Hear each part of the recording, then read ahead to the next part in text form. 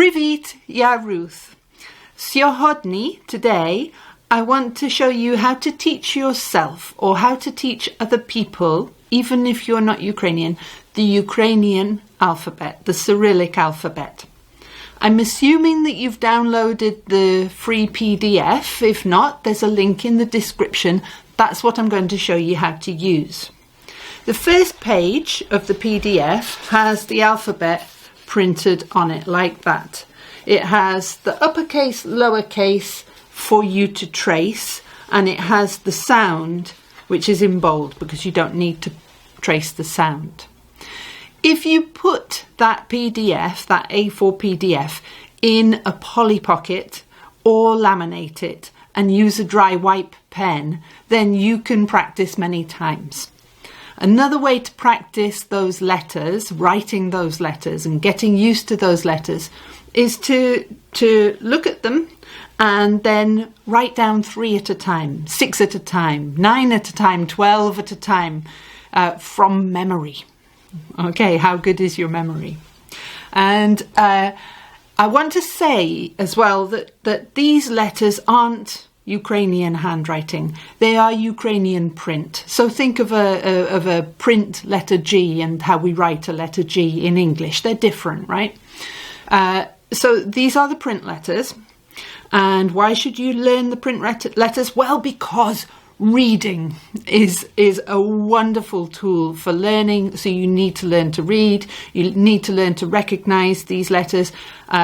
Maybe you don't. I would say writing is the least important skill. But if you can read, listen and speak Ukrainian, you'll be well on your way. So you need to be able to recognize print letters. And that's what we're doing today. Words are letters in context, if you like. We need them. They are our basic vocabulary and they help us learn the alphabet. And of course, the easiest words are the ones that are very similar in English and in Ukrainian, and they're called cognates. So the second page of your PDF is a long list of cognates. Not very long, but there's enough to play with. The idea, whether you're teaching yourself or teaching a group, the process is the same. It's just a different scale. So let's say you're teaching yourself. I'd like you to choose 5, 6, 7 words and copy the Ukrainian text onto little cards, little slips of paper, post-it notes, something like that. And on a separate piece of paper, I'd like you to write the Ukrainian pronunciation, which you can do by using the alphabet sheet, which tells you what sounds the letters make, and the English word. Then you take your slips, you put them out on a desk or on the carpet, on the floor, on a big table, and you read from this list and see how quickly you can identify those words. If you're working with a very small group of people, you can use the same process.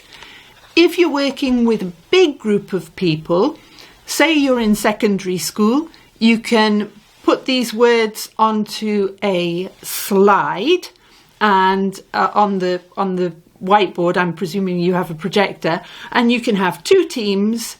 You read out the word, the first member of the team to identify the word.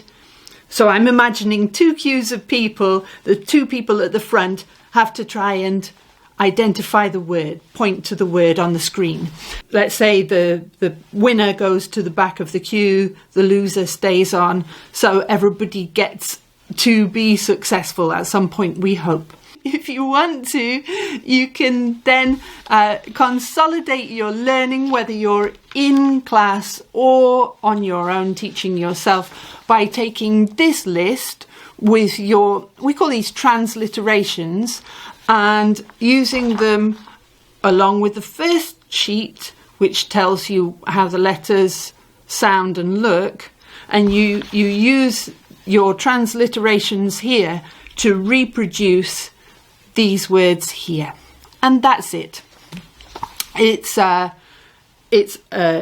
something to enjoy, something to enjoy learning, something to enjoy teaching, whether you're teaching yourself or others.